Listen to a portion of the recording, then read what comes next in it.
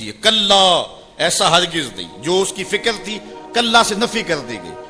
اور اس بات کس چیز کا کیا گیا؟ بل لا تکرمون الیتیم، تم یتیموں کو عزت نہیں دیتے ہو. اصل بات یہ ہے جو بات سوچنے کی ہے. اب قرآن کا یہاں اسلوب دیکھیے، میں قربان جاؤں قرآن کے اسلوب پہ. ایسے ہی نہیں جب اکرمہ ابو جہل کا بیٹا اسلام کے حصار میں آتا ہے تو قرآن پڑھتا ہے نا تو اشش کر اٹھتا ہے اور پھر روتا ہے اور کہتا ہے ہاذا کلام و ربی، یہ میرے رب کا کلام ہے. اور قرآن بتا رہا ہے، اس کا لہجہ بتاتا ہے. اسلوب دیکھیے. بات غریب کو روٹی دینے کی نہیں کی گئی، غریب کو جو ہے وہ کھانا دینے کی نہیں کی گئی، اس کو کپڑے پہنانے کی نہیں کی گئی. قرآن نے جو کہا ہے کلا بل لا تکرمون الیتیم، بات یہ ہے کہ تم یتیم کو عزت نہیں دیتے ہو. یتیم کو تم عزت کیسے دے سکتے ہو یہ تم جانتے ہو کہ اس کی تکریم کیسے کرنی ہے. تمہارے پاس یتیم کو پہنانے کے لیے کپڑا نہیں ہے، اس کو دینے کے لیے روٹی نہیں ہے، لیکن تمہارے سینے میں پیار تو رکھا ہوا ہے نا. اس برہنہ یتیم کو سینے سے لگا کر کے اس کا ماتھا تو چوم سکتے ہو نا. رب یہ نہیں دیکھتا روٹی کس نے دی، رب یہ دیکھتا یتیم کو پیار کس نے دیا. وہ یہ دیکھتا ہے کلا بل لا تکرمون الیتیم. معاملہ روٹی کا نہیں ہے. بچی ہوئی روٹی تو کتے کو بھی ڈالی جا سکتی ہے، کسی کو غریب کو دے دی تو یہ کون سا کمال ہے؟ جو دیگیں بچ گئی وہ مدرسے میں بھیج دی، یہ کمال کی بات نہیں ہے. وہ گندگی کے ڈھیر پہ بھی تو پھینکنی تھی، خراب ہو جاتی 2 گھنٹے اور پڑی رہتی. معاملہ یہ نہیں ہے، معاملہ تکریم کا ہے. اب وہ بھی سوچیں، عید آ رہی ہے، مینڈکوں کی طرح نکلیں گے سماجی رہنما اور سماجی کارکن. اخباروں میں تصویریں چھپیں گی، غریب عورتیں لائن میں لگی ہوئی ہیں، غریب مرد لائن میں لگے ہوئے ہیں، اور جو ہے وہ صاحب جو ہے وہ ایک ایک توڑا آٹے کا، ایک ایک تھیلا آٹے کا دے رہے ہیں، اور 10 جو ہے وہ فوٹوگرافر تصویر کھینچ رہے ہیں. اگلے دن 15 اخباروں کے اندر تصویریں لگی ہوئی ہیں. میں اس دن بھی کہا تھا کہ اس انداز کے ساتھ غریبوں کی غربت کا اشتہار لگانے والا سوچے کہ اس لائن میں اگر اس کی بیٹی کو کھڑا ہونا پڑے تو اس کا پھر انداز کیا ہو. بات یہ نہیں، بات تکریم کی ہے. کلا بل لا تکرمون الیتیم. آئیے تمہیں میں کہانی سناؤں. آقا کریم علیہ السلام جا رہے تھے عیدگاہ کو.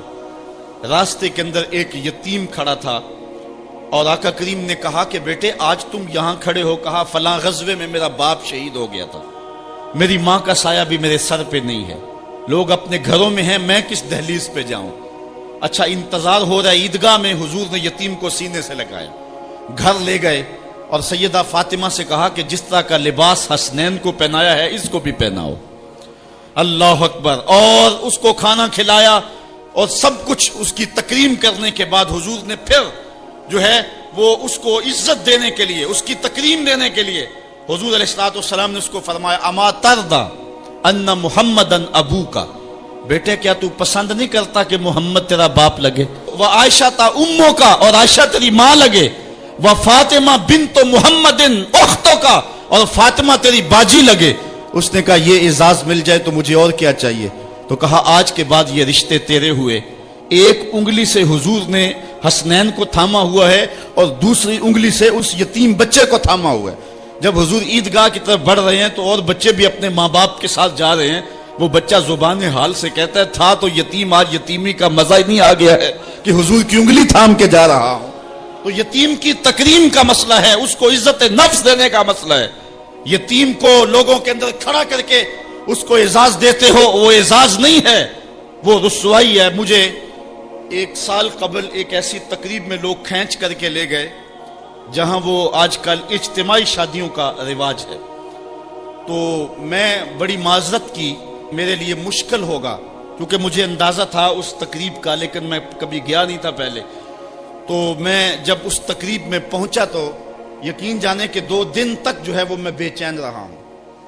میں کہتا ہوں غریب سے غریب آدمی ہوتا ہے نا، اس کو معاشرے میں پروٹوکول اعزاز نہ بھی ملے تو شادی والے دن تو مہمان خصوصی وہی ہوتا ہے نا. اس دن تو سارے اس کے چہرے کو ہی دیکھتے ہیں. لیکن ان دولوں کو بھی جو ہے وہ لائن پہ بٹھایا ہوا تھا اور اوپر مہمان خصوصی کوئی اور بیٹھے تھے. میں نے کہا یہ بیچارے مسکین آج بھی مہمان خصوصی نہیں ہے، آج ان کی زندگی کا اہم دن ہے اور آج بھی اتنے لوگوں کے سامنے اشتہار لگایا جا رہا ہے یہ غریب لوگ ہیں. اور دلہنوں کا بھی اشتہار لگایا جا رہا ہے یہ غریب بچیاں ہیں. اور پھر کیا ان کے چہرے پہ کوئی مسرت کے آثار تھے اور نہ ان بیٹیوں کے چہرے پہ کوئی مسرت کے آثار تھے. تو لوگ خوشی بانٹنے چلے ہیں لیکن غموں میں اضافہ کرتے چلے گئے. رات کی تنہائی میں نکلو، اندھیرا پھیلا ہوا ہو، کوئی دیکھنے والا نہ ہو، اپنے سائے سے بھی بچو اور جا کے غریب کے گھر میں رقم پھینک کے آ جاؤ، اسے پتا نہ ہو یہ پھینکی کس نے ہے، اور پھر وہ شادی کریں جو دعائیں ان کے کلیجے سے نکلیں گی عرش تک پہنچیں گے. تو بات پیسے دینے کی نہیں ہے، بات تکریم کی ہے. کلا، دیکھو قرآن کا اسلوب، کلا بل لا تکرمون الیتیم. معاملہ یہ ہے کہ یتیم کی عزت، تکریم. میرے اور آپ کے آقا مولا نے تو یہاں تک فرمایا جب بچے اکٹھے کھیل رہے ہوں، تمہارا بچہ بھی ان بچوں میں کھیل رہا ہو تو بچے کو بیٹا کہہ کے آواز نہ دو، اس کا نام لے کے پکارو. عرض کی گئی حضور بیٹا ہے، بیٹا کہہ کے پکاریں گے تو حرج بھی کیا ہے؟ کہا تم نہیں جانتے، ہو سکتا ہے کہ وہاں کوئی یتیم بچہ بھی کھیل رہا ہو، اور جب یہ تم کہو گے تو تڑپ جائے گا، آج میرا باپ ہوتا تو مجھے بیٹا کہہ کے پکارتا، لیکن آج میں محروم ہوں. تو کہا مسئلہ یہ ہے، کلا بل لا تکرمون الیتیم ولا تحاضون علی طعام المسکین. دیکھیے قرآن کا اسلوب.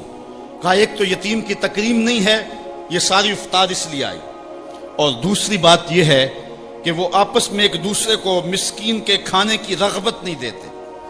یعنی ایک شخص خود غریب ہے اور اتنی طاقت نہیں رکھتا کسی غریب کی پرورش کر سکے، وہ عہدہ برا نہیں ہو سکتا کہ اتنا کہ میں تو کچھ کر نہیں سکتا.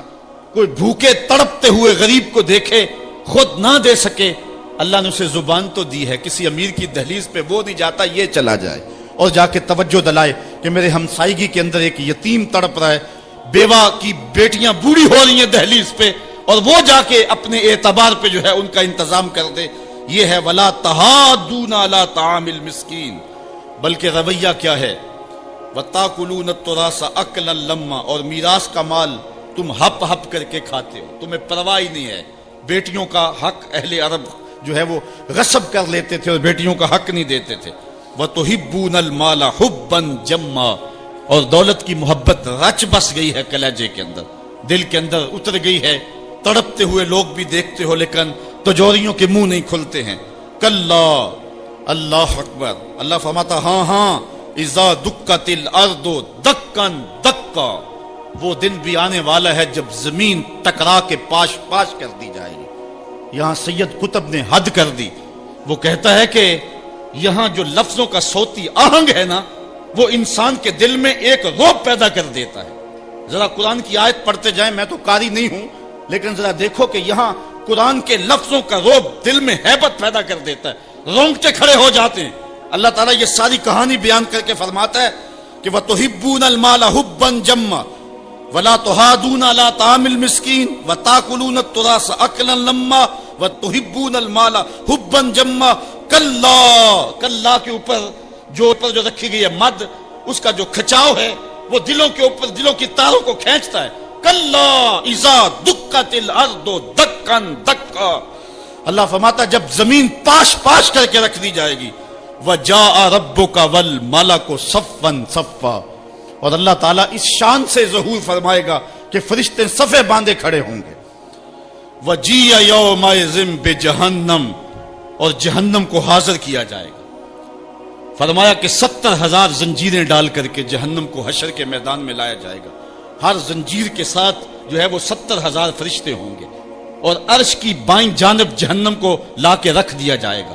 اس کے کھولنے کی آواز آ رہی ہوگی. راوی کہتا ہے کہ جب حضور علیہ السلام نے اس آیت کو تلاوت کیا تو حضور کے چہرے کا رنگ بدل گیا، اور عجیب حضور علیہ السلام کی حالت ہو گئی کہ حضور علیہ السلام کا لون متغیر ہو گیا.